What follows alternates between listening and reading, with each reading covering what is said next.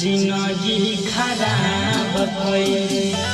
जिंदगी में आई के दिलही तू आगिया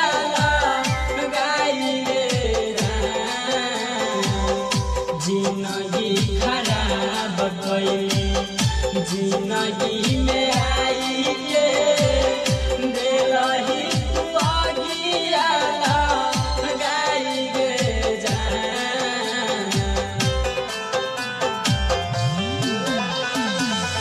चुटकी भर से मुरावा का